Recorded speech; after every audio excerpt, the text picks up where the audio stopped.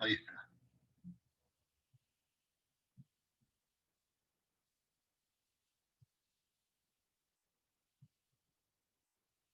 Entonces, vamos a trabajar con líquidos, así que veamos sus propiedades. Las fuerzas que aparecen entre las moléculas, entre los átomos, son tan intensas en los sólidos que los átomos permanecen en posiciones fijas. O sea, hace falta una fuerza muy grande para deformarlos. En los líquidos tiene la intensidad suficiente como para mantenerlos justos, ocupando el menor volumen disponible. Mientras que en los gases, las uniones son tan débiles que se mueven libremente por el recipiente con el que los contiene. ¿No es cierto? Imagínense el aire, por ejemplo.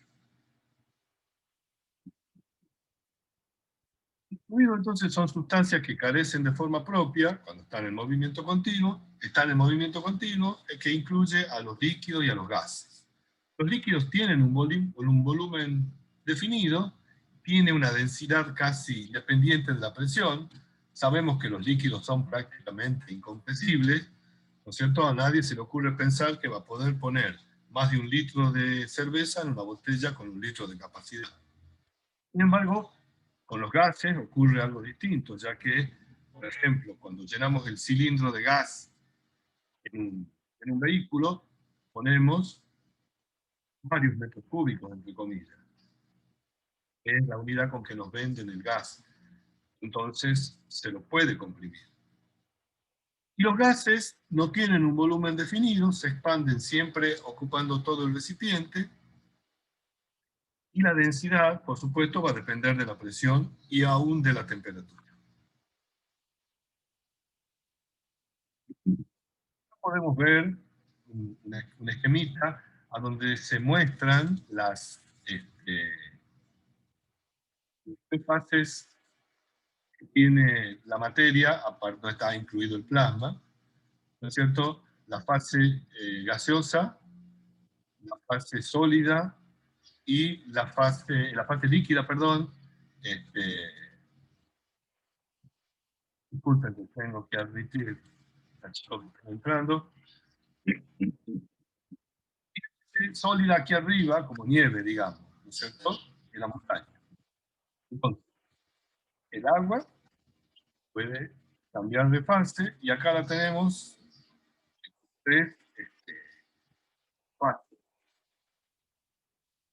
En cómo el Sol se encarga de evaporar el agua en la parte superior de la atmósfera, se condensa, se vuelve a transformar en líquido, precipita y en las montañas, debido a la baja temperatura, pasa al estado sólido. Vamos a trabajar primero con los fluidos ideales y después vamos a ver la parte de viscosimetría. Entonces, estudia el movimiento, el flujo de los fluidos. Eso es la hidrodinámica. Podemos ver, si nosotros analizamos el flujo, lo podemos clasificar en estacionario y la velocidad en cada punto no varía con el tiempo. Entonces, imagínense, por ejemplo, en la sección S1, el fluido pasa con la velocidad v sub 1. En la sección S2 pasará con la velocidad v2. Las velocidades son diferentes en S1 y en S2. Pero todas las partículas que vienen por detrás de agua, cuando pasen por S1 tendrán la velocidad V1. Y cuando pasen por V2 tendrán la velocidad V2. En este caso, decimos que el flujo es estacionario. La línea de corriente definida es la trayectoria que sigue la partícula de fluido. Acá tenemos esta trayectoria, una línea de corriente marcada con línea de puntos. Entonces, todas las partículas que vayan por esa línea de corriente, en la sección S1 tendrá una velocidad V1 y en la sección S2 una V2. Es predecible completamente. También el flujo es uniforme. Eso significa que su velocidad en cada instante es la misma en todos los puntos. Acá pueden ver un flujo uniforme donde la velocidad es la misma para todos los puntos. Y acá un flujo uniforme, donde pueden ver que en la línea de corriente de arriba hay una velocidad y en la de abajo hay una distinta, tal vez considerando el rozamiento que tiene la partícula de fluido con el piso. Entonces, el flujo uniforme no contempla eso, el no uniforme sí. Aquí pueden ver, en el caso de un canal, que podríamos considerar un flujo uniforme, pero en los extremos la velocidad debe disminuir debido a la viscosidad, al rozamiento con la pared que la contiene. Y acá un río, digamos, que tiene varias, muy papita, donde en los extremos del margen, del cauce, la velocidad disminuye considerablemente, incluso en el fondo.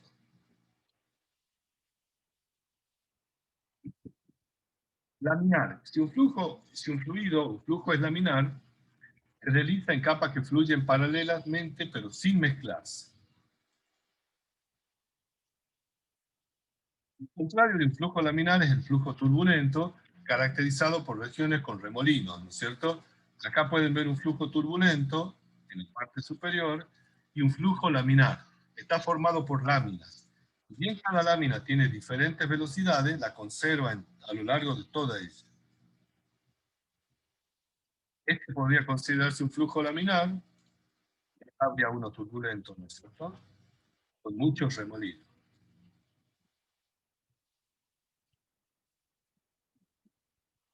Vamos a manejar los fluidos ideales.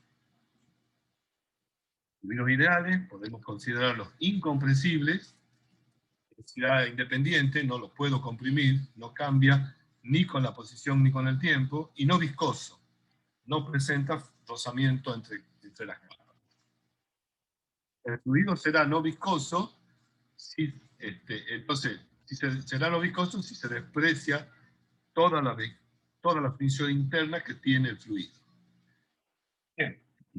La primera de las ecuaciones que vamos a ver es la ecuación de continuidad.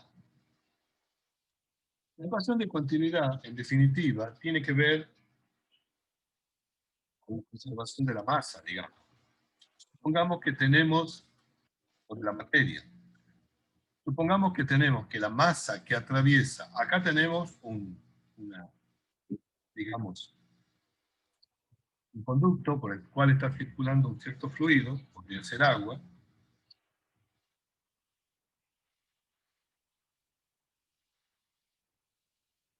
y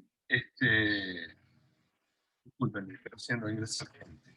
Entonces, la masa que atraviesa la sección 1 en el mismo intervalo de tiempo tiene que ser idéntica que atraviesa la sección 2.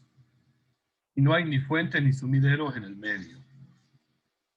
Eso significa que la cantidad de agua o de materia que está atravesando la sección 1 tiene que ser la misma que la sección 2. Simplemente la conservación. A la masa la podemos escribir como la densidad por la velocidad, por el volumen. Y al volumen lo podemos escribir como el producto de la sección transversal S por el desplazamiento delta de X. Si nosotros consideramos que la velocidad es constante en la sección 1 y también en la 2, aunque diferentes, podemos escribir los desplazamientos en función de estas velocidades. Entonces, en M1 nos quedará la densidad 1, la sección transversal 1, la velocidad del fluido en 1 por delta de t. Hacemos lo mismo para M2, densidad 2, sección transversal 2, por velocidad 2 y por delta de t. Como M1 tiene que ser igual a M2, igualamos, y la ecuación de continuidad nos dice que la densidad en la sección 1 por la sección transversal 1, que es la superficie de la sección transversal, por la velocidad V1, tiene que ser igual a la densidad en 2, por la sección transversal en 2 y por la velocidad en 2. ¿Hasta ahí?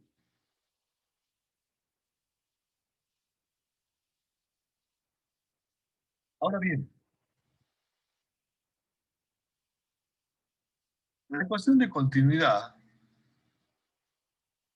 no hace referencia a que el fluido sea ideal o viscoso. Se cumple para ambos.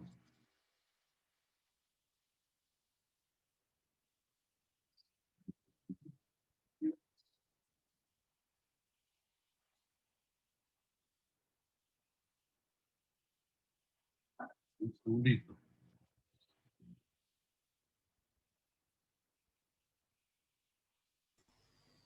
Profe, Sí, no sé si es solo mi caso, pero se lo escucha muy entrecortado. puede ser que no Sí, haya. profe, se lo escucha mal. Sí, profe, yo tampoco lo escuché. Quiere decir que no tengo buena señal. Entonces voy a hacer una cosa. Voy a cambiar a la del teléfono. Porque bueno, acá yo no tengo. Voy a cambiar a la del teléfono. Denme un segundito.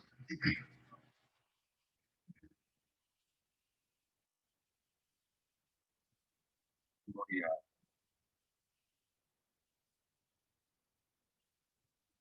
voy a posicionar. Solo un segundito la grabación. Me voy a ver si puedo ubicar otra conexión de internet. Gracias por avisar.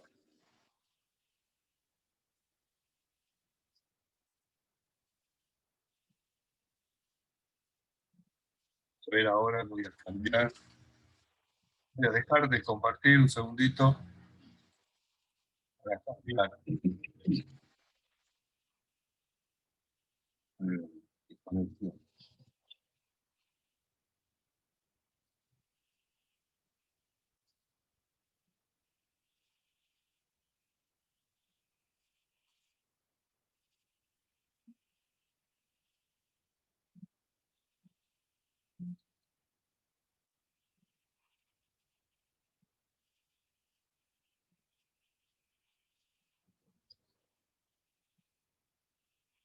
Ahí está.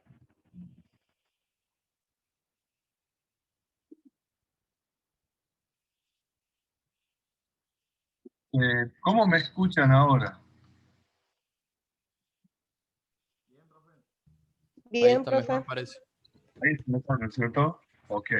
Sí, de la conexión que por ahí disminuye la intensidad. Bueno, volvamos entonces a lo que estábamos viendo. Entonces les voy a compartir la pantalla de nuevo. Vamos acá.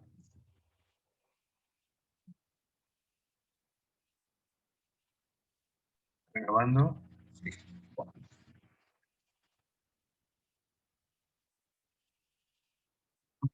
Le estaba diciendo entonces, estábamos hablando de la ecuación de continuidad, ya habíamos determinado que la misma, no hacía falta que el fluido sea ideal,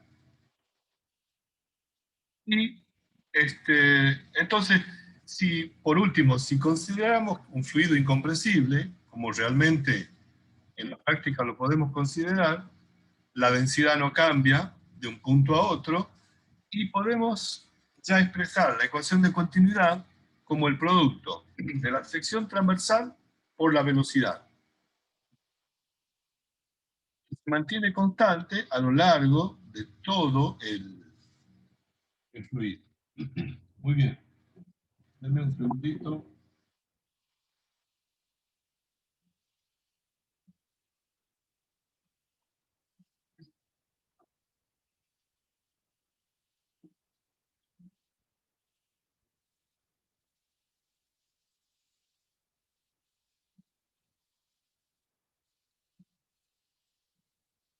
Entonces,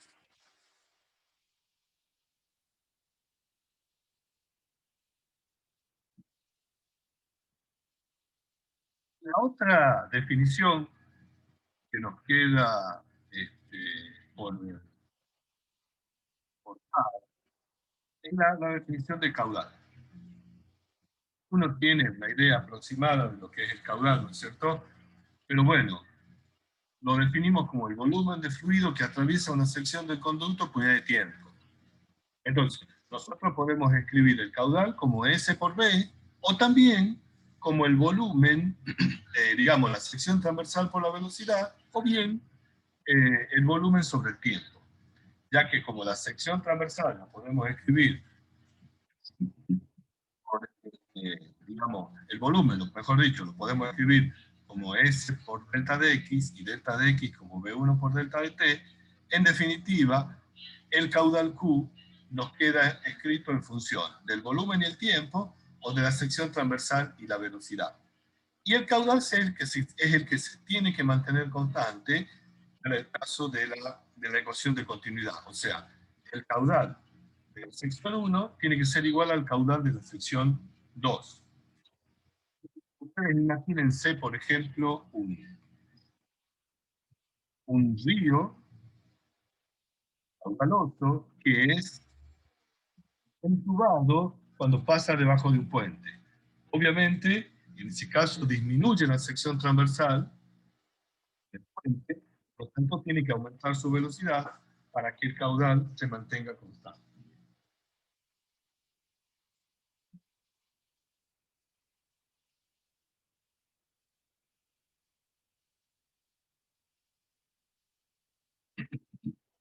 Muy bien. Ahora vamos a ver, bueno, y acá pueden ver esta panorámica de las 7 montañas serán. Hay un río, que seguramente será desde hielo, que viene ya por el valle este, y verán que cuando llega a esta sección se divide prácticamente en dos brazos. ¿Sí? Entonces, el caudal se tiene que mantener constante, el caudal en esta sección grande tiene que ser la suma de los caudales que hay en la sección 1 y en la sección 2. Entonces, en una ramificación, seguramente la velocidad en estas secciones va a disminuir y será más fácil cruzarlo por esta parte que por esta otra. Bueno, y ahora tenemos el ejercicio 1. Ya tenemos en claro lo que es el caudal, lo que es la ecuación de continuidad, y nos dice acá, con una manguera que tiene 2 centímetros de diámetro, llenamos un balde que tiene 20 litros de capacidad, o sea, ese es su volumen, y se hace en 60 segundos. La pregunta es, ¿cuál es, no sé, sino cuál es la rapidez con que sale el agua de la manguera? Bueno, acá tienen, para refrescar su memoria, el caudal era volumen sobre tiempo, el área de una circunferencia era pi por radio al cuadrado, o pi por diámetro al cuadrado sobre 4, y el caudal Q es la velocidad por la sección transversal. Tienen que ir al aula virtual, ahí están los ejercicios en la unidad 6, 1, 2, 3, 4, 5. Empecemos con el ejercicio 1 y les doy unos minutitos para que lo resuelvan.